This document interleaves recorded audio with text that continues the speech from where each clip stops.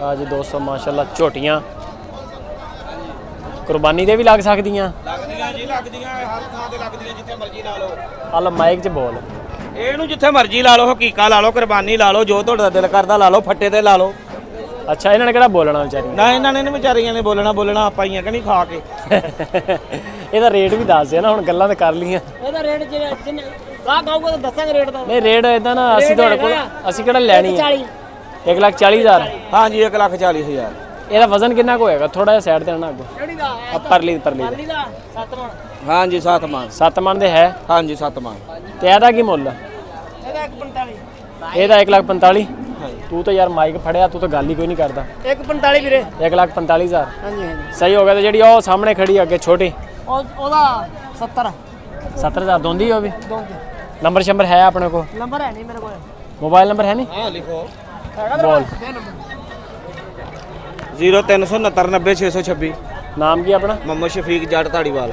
ਇੱਥੋਂ ਦੇ ਹੀ ਰਹਿਣ ਵਾਲੇ ਨਹੀਂ ਮੁਕਾਮੀ ਬੂਰੇ ਵਾਲਾ ਬੁਰੇ ਵਾਲੇ ਦੇ ਜੀ ਹੁੰਦਾ ਕੁਰਬਾਨੀ ਤੇ ਲੱਗਣ ਲਈ ਝੋਟੀਆਂ ਝੋਟੇ ਚਾਹੀਦੇ ਹੁਣ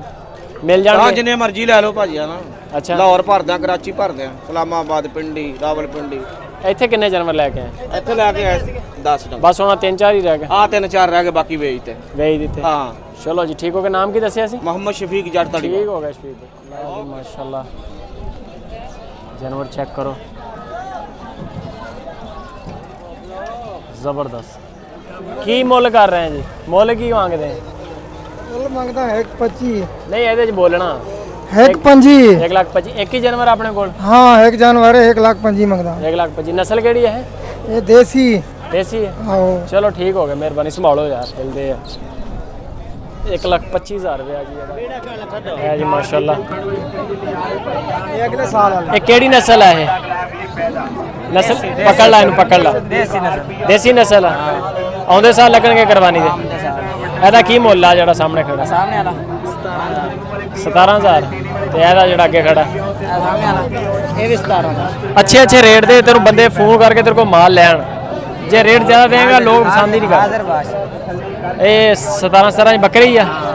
ਅਗਲੇ ਜਿਹੜੇ ਅਗਲਾ 15,000 ਦਾ ਉਹ 16 ਦਾ ਉਹ 16.5 ਦਾ ਉਹ 16 ਦਾ ਨਾਮ ਨੰਬਰ ਸ਼ੰਬਰ ਹੈ ਆਪਣੇ ਕੋਲ ਨੰਬਰ ਬੋਲ 0305 73 83 882 ਨਾਮ ਕੀ ਆ ਅਜ਼ਰ ਸ਼ਾਹ ਰਾਸ਼ਦ ਅਜ਼ਰ ਸ਼ਾਹ ਅਜ਼ਰ ਸਹੀ ਹੋ ਗਿਆ ਇਹ ਵੀ ਆਪਣਾ ਕੀ ਮੁੱਲ ਆ ਜੀ ਇਹਦਾ